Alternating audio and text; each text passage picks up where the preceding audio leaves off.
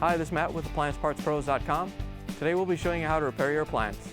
Remember, anytime you work on an appliance, make sure it's unplugged or the circuit breakers are off so there's no chance of electrocution. In this video, we're going to show you how to change out the GE washer clutch clip. It's going to be a very easy repair and should only take a few minutes to show you how to do it. If you already have one of these, great. If not, you can click on the link below or get it at AppliancePartsPros.com. When you open up the package, you're going to get the new clutch clip. The clutch clip holds the clutch onto the motor shaft. The main reason you'll be changing it out is if it's lost or damaged and the clutch keeps falling off and the washer isn't going through the agitation or the spin cycles. In order to get to the part, we have to take the front panel off the washer. There's a locking clip on each side of the front panel. Then we have to push in with a putty knife. It's pretty much right in line with the line of the lid opening. Once you have it pushed in, you can pull it on the front panel a little bit so it doesn't snap back in. And we can release the one on the other side. Once you have this side released, we can lower the panel down and lift it off the mounting brackets. Once you have it free, you can set it aside.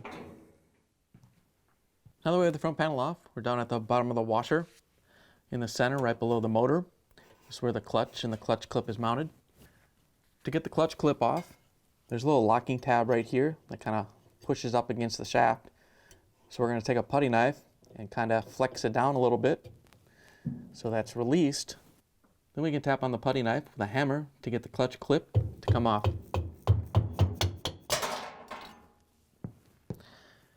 Once you have the clutch clip off, you can reach in and pull it out of the washer. Here's the old clutch clip next to the new one. If you already have one of these, great. If not, you can get it at AppliancePartsPros.com.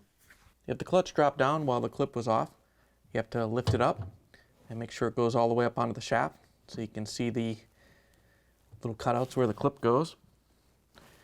We're just going to carefully slide it on the shaft.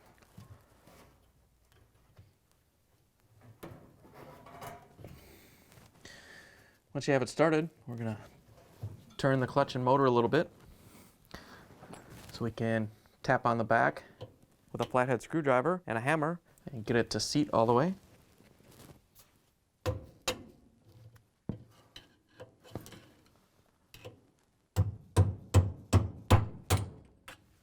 Once you have the clip back on the shaft, we can put the washer back together. To put the front panel on, we're just going to set it onto the mounting brackets and then lift the panel up. As you lift it up, you want to make sure that the pins go into the holes on the front panel so it locks on. Once you have it lined up, you can push it all the way on so it locks on. Once you have the front panel on, you can plug it back in and take it for a spin. Thanks for joining us for another successful repair brought to you by AppliancePartsPros.com. Check out our other repair videos on our site, Facebook, and YouTube.